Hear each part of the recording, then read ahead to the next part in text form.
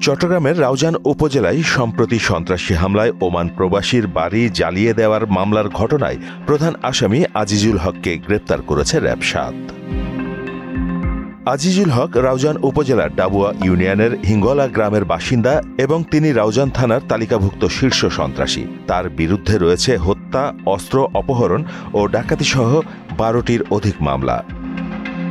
সম্প্রতি ওমান প্রবাসী world CIP অ্যাসোসিয়েশনের সাধারণ সম্পাদক সিআইপি ইয়াসিন চৌধুরীর রাউজানের বসতবাড়ি সন্ত্রাসীরা আগুনে জ্বালিয়ে দেয়।